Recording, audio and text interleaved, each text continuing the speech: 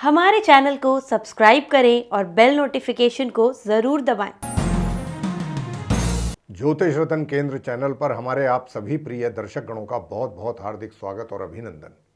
प्रिय साथियों, मैं हूं आचार्य पंडित सर्वदानंद शर्मा और आज हम आपके साथ इस वीडियो के माध्यम से जो चर्चा करेंगे और जो जानकारी आपके साथ साझा करेंगे, ये शारदीय नवरात्रों को लेकर के है। जी हाँ, आने वाले जो शारदीय नवरात्रि हैं इस वर्ष 2023 में, उनके विषय में आपको पूरी संक्षेप में जानकारी देंगे और बताएंगे कि कब से ये आरंभ हो रहे हैं शारदीय नवरात्रि और घट स्थापना का शुभ मुहूर्त क्या है साथियों।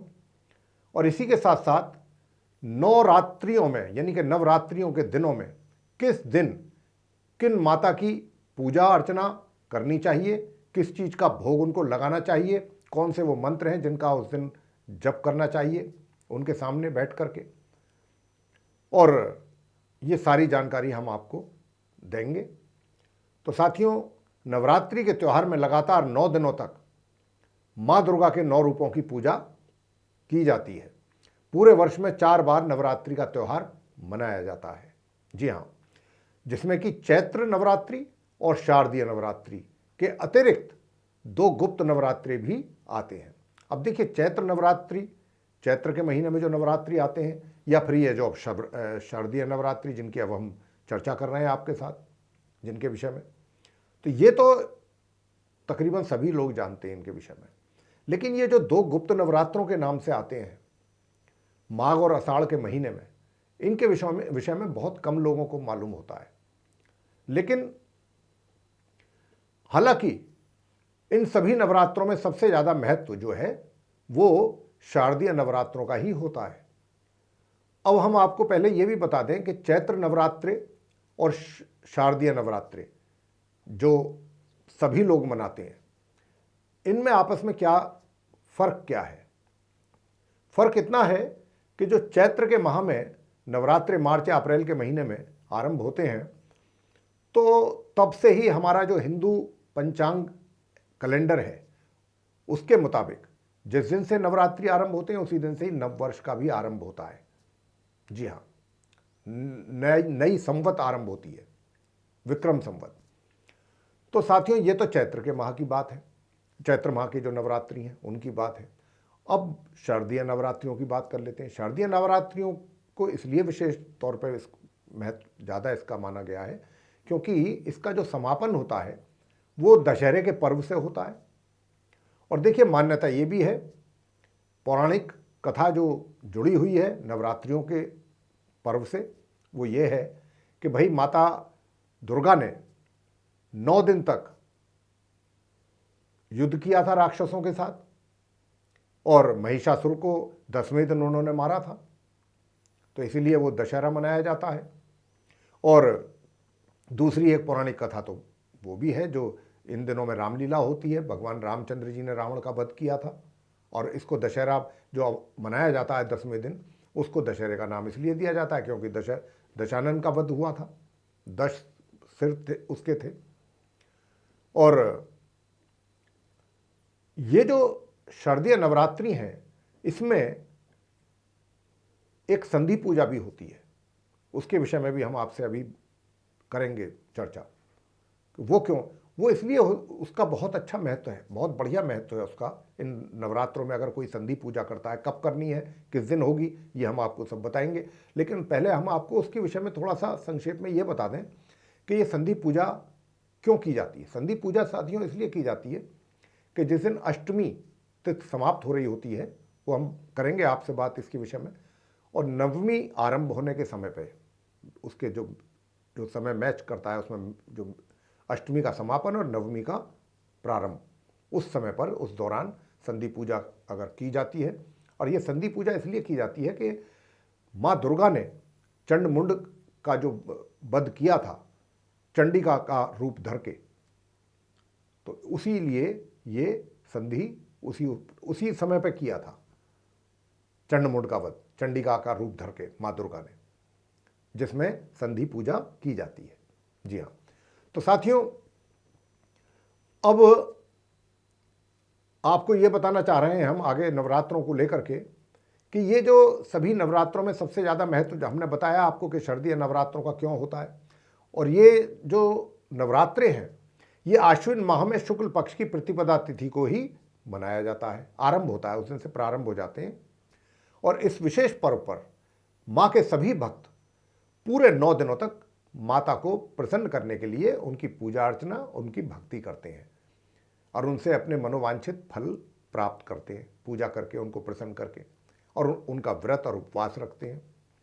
साथियों, हमारे हिंदू पंचांग के अनुसार शारदीय नवरात्रि का जो पर्व है इस वर्ष आश्विन माह की शुक्ल पक्ष की प्रतिपदा तिथि दिनांक 15 अक्टूबर सन 2023 दिन रविवार से प्रारंभ हो रहा है और ये 23 अक्टूबर सन 2023 तक मनाया जाएगा। 15 अक्टूबर से लेकर 23 अक्टूबर तक नवरात्रि मनाए जाएंगे, शारदीय नवरात्रि। तो साथियों, नवरात्रि में कलश स्थापना करना सबसे महत्वपूर्ण माना गया है, और कलश या घट स्थापना एक ही बात है, जो मर्जी आप कह सकते हैं, और कलश या घट स्थापना से नवरात्रों की शुरुआत हो जाती है और यह कार्य नवरात्रि के पहले दिन यानी प्रतिपदा तिथि को ही संपन्न किया जाता है। अब आपको बताएंगे कि नवरात्रों में पूजा के लिए क्या क्या सामग्री आपके पास होनी आवश्यक है। तो देखिए, नवरात्रों में माँ के अलग अलग रूपों की पूजा करने का तो विधान है ही। तो पूजा सामग्री के रूप में कुमकुम, पुष्प, माता की मूर्ति या उनका चित्र, शुद्ध एवं पवित्र जल से भरा कलश, मिट्टी का एक बर्तन चौड़े मुंह का, जौ और लाल नई चुनरी और नवीन लाल वस्त्र, नया लाल रंग का वस्त्र ले लें और कॉटन का, और मौली, नारियल और साफ शुद्ध चावल, पान, नुकीले पान डंठल वाले, मिठाई इत्यादि। और इसके अलावा सुपारी है, लौंग है, इलायची है, बताशे हैं, बताशे या फिर मिश्री रख सकते हैं, जो भी दोनों में से कोई एक चीज़ हो, कपूर है, बाकी श्रृंगार का सामान माता का, और दीपक, देसी घी, धूप, फल, मिठाई इत्यादि। ये पूजा की सामग्री आपको एकत्रित करनी है घट स्थापना के समय पर, और माता की चौकी के सामने जो भी ये सामग्री है आपको उसका पहले इंतजाम करना है।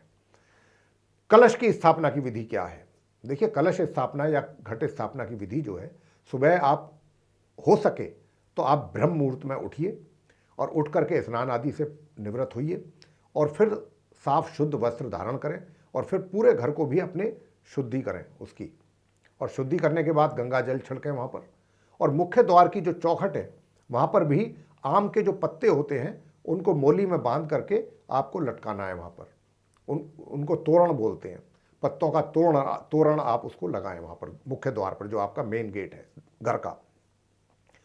और पूजा के स्थान को गंगा जल छिड़क कर आप पवित्र करें।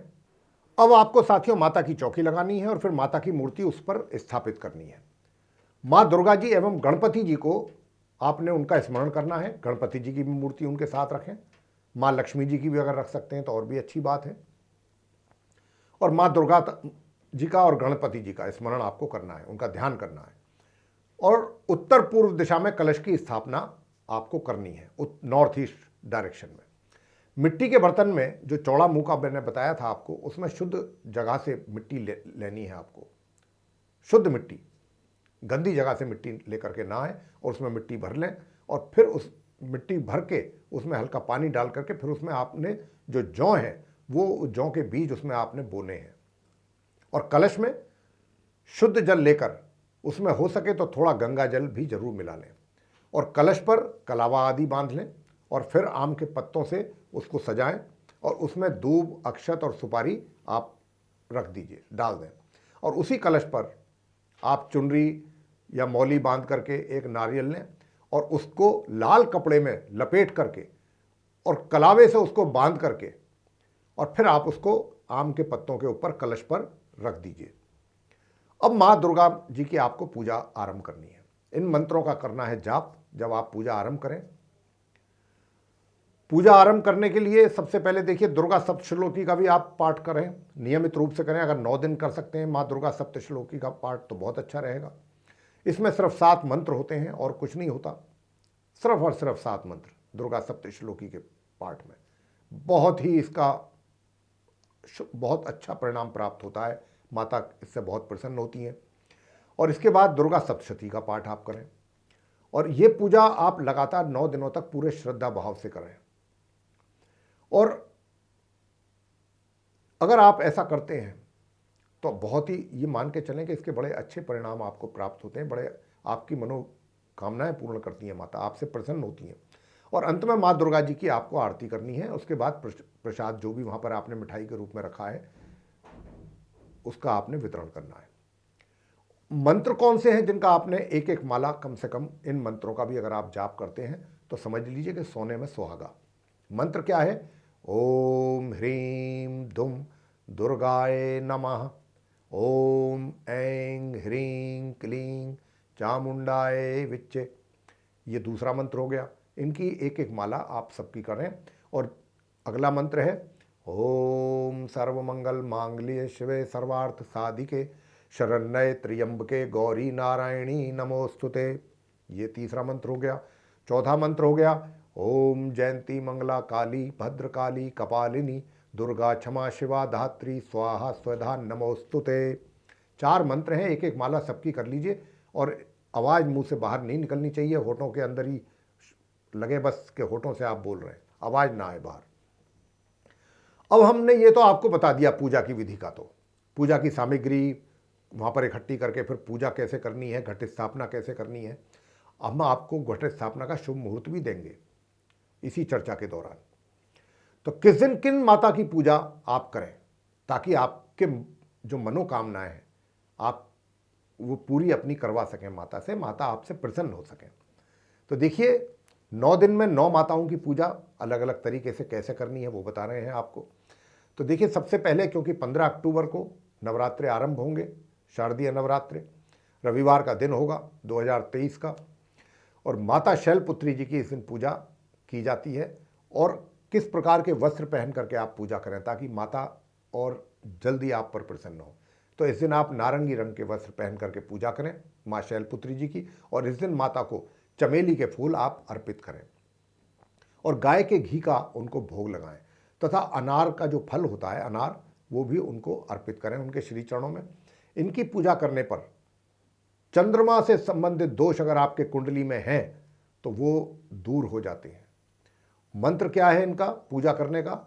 ओम या देवी सर्वभूतेषु माँ शैलपुत्री रूपेण संस्थिता नमस्तस्यै नमस्तस्यै नमस्तस्यै नमो नमः। ये मंत्र है, इसकी एक माला कम से कम जरूर करें आप। फिर 16 अक्टूबर 2023 को दिन सोमवार होगा। उस दिन माता ब्रह्मचारिणी जी की पूजा आप सफ़ेद रंग के वस्त्र धारण करके करें और माता को घी, देसी घी, दूध, शहद, दही और शक्कर से बने पंचामृत का आप उनको भोग लगाएं, तथा जो एप्पल होता है, फल, फ्रूट, सेब, वो भी उनके श्री चरणों में आप अर्पित करें। और फिर करें इस मंत्र का जाप। किस मंत्र का जाप करना है? ओम देवी ब्रह्मचारिण्यै नमः, ओम देवी ब्रह्मचारिण्यै नमः दुधानाकर पद्मनाभ्यामाक्षमाला कमंडलू।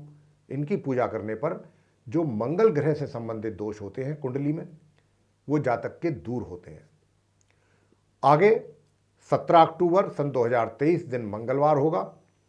उस दिन माता चंद्रघंटा जी की पूजा लाल रंग के वस्त्र पहन करके आपको करनी है, तथा माता को सुहाग से संबंधित सामग्री आप उनके श्री चरणों में चढ़ाएं, जिसमें सिंदूर, चूड़ियाँ, बिंदी, पैर की अंगूठियाँ तथा आलता इत्यादि, क्योंकि इन्हें सुहाग की देवी कहा गया है साथियों। इसके अतिरिक्त दूध एवं मिठाई का भी इनको भोग जरूर लगाएं। साथ ही 3 केले इनके श्री चरणों में चढ़ाएं और साथ में फिर इसका करें मंत्र का जप। मंत्र क्या है? ओम देवी चंद्रघंटाय नमः। ये हो गया मंत्र। इसकी अगर आप इनकी पूजा करते हैं जो हमने बताया है जिस प्रकार चंद्रघंटा माता की, तो अगर आपकी कुंडली में शुक्र दोष बना हुआ है या शुक्र के कारण परेशानी जीवन में आ रही है, तो शुक्र से संबंधित जो दोष होते हैं वो दूर हो जाते हैं। अब आगे बात करेंगे 18 अक्टूबर सन 2023 दिन बुधवार को आपने करनी है माता कुष्मांडा जी की पूजा। नीले रंग के वस्त्र पहनकर। और इन माता को मालपुए बहुत पसंद हैं, आप मालपुए का भोग लगाएं एवं 4 नाशपाती भी साथ में उनके श्री चरणों में चढ़ाएं। और किस मंत्र का आपको जाप करना है? मंत्र का जप करना है ओम देवी कुष्मांडाय नमः। इनकी पूजा करने से सूर्य ग्रह से संबंधित जो भी दोष कुंडली में होते हैं वो दूर हो जाते हैं। आगे बात करेंगे 19 अक्टूबर सन 2023, दिन होगा गुरुवार, उस दिन पंचमी तिथि होगी। उस दिन माता स्कंद माता जी की पूजा का दिन है। उस दिन पीले रंग के वस्त्र पहन करके आप इनकी पूजा करें और इस दिन माता को पुष्प, दूर्वा घास, चंदन और सिंदूर चढ़ाएं। साथ ही 5 गुच्छे अंगूर के और केलों का भी भोग उनको जरूर लगाएं तथा इस मंत्र का करें फिर जाप। या देवी सर्वभूतेषु माँ स्कंद माता रूपेण संस्थिता नमस्तस्यै नमस्तस्यै नमस्तस्यै नमो नमः। इनकी पूजा करने से साथियों, यदि जातक के कुंडली में बुध ग्रह से संबंधित दोष पैदा हो गए हैं, बुध ग्रह से संबंधित जीवन में परेशानी आ रही हैं, तो वो सारे दोष दूर हो जाते हैं। आगे बात करेंगे कि 20 अक्टूबर सन 2023 शुक्रवार का दिन होगा, षष्ठी तिथि होगी। उस दिन आप माता कात्यायनी जी की पूजा करें हरे रंग के वस्त्र धारण करके। और इस दिन आप माता को कलावा, नारियल, शहद का भोग लगाएं तथा रोली भी उनको जरूर चढ़ाएं। और साथ में 6 अमरूद, जो फल होता है अमरूद का, वो भी उनके श्री चरणों में चढ़ाने हैं। और इस मंत्र का करें जप ओम देवी कात्यायनी नमः। इनकी पूजा करने से जातक की कुंडली में बृहस्पति से संबंधित जितने भी दोष होते हैं वो सब दूर हो जाते हैं। अगला यानी कि जिस दिन सप्तमी तिथि होगी, उस दिन 21 अक्टूबर सन 2023 को सप्तमी तिथि होगी, दिन शनिवार होगा। उस दिन माता कालरात्रि जी की पूजा करने का विधान है। तो आप माता कालरात्रि जी की पूजा करें ग्रे रंग के वस्त्र पहन करके और माता को नींबुओं की एक माला लाल पुष्प के साथ चढ़ानी है। जी हाँ, और गुड़ का भी भोग उनको जरूर लगाएं। साथ ही साथ आप उनको 7 चीकू, 7 गिनती, वो चीकू की भी आपको फल जो है चीकू का, वो भी 7 चीकू उनके श्री चरणों में आपको अर्पित करने हैं। और साथ में करना है फिर इस मंत्र का जप। मंत्र क्या है? ओम देवी कालरात्रै नमः। इन माता की पूजा करने से जातक की कुंडली में अगर शनि ग्रह से संबंधित दोष पैदा हो गए हैं तो वो सारे दोष दूर हो जाते हैं शनि से संबंधित। अब 22 अक्टूबर सन 2023 दिन रविवार होगा, उस दिन अष्टमी तिथि होगी। इस दिन माता महागौरी जी की पूजा करने का विधान है प्रिय साथियों। और बैंगनी रंग के वस्त्र पहन करके आप इनकी पूजा अगर करते हैं अष्टमी तिथि के दिन, तो आपको हम, जैसा कि हमने चर्चा के आरंभ में आपसे बताया था कि संधि पूजा क्या होती है, अब हम उसी के विषय में बताने जा रहे हैं, क्योंकि ये अष्टमी तिथि है। इसी दिन वो पूजा की जाती है। कैसे की जाती है वो बताएंगे। तो देखिए, आप, जैसा हमने कहा कि पूजा जो करनी है माता महागौरी जी की, वो बैंगनी रंग के वस्त्र पहन करके करनी है। और तिथि के, जब अष्टमी तिथि समाप्त हो रही होगी उसके 24 मिनट पहले और नवमी तिथि के शुरुआत के 24 मिनट तक संधि पूजा आप करें, क्योंकि यह एक शुभ समय माना गया है। देखिए, अगर आप संधि पूजा करने में इंटरेस्टेड हैं और आपकी इच्छा है, श्रद्धा है, तो उसके लिए 108 दीपक आपको जलाने होते हैं माता के सामने और 108 बेल पत्र भी गिनती से उनके चरणों में रखने होते हैं। बाकी तो पुष्प हैं, मिठाई हैं, वगैरह वगैरह। और देवी पुराण में संधि पूजा का बहुत विशेष महत्व बताया गया है प्रिय साथियों।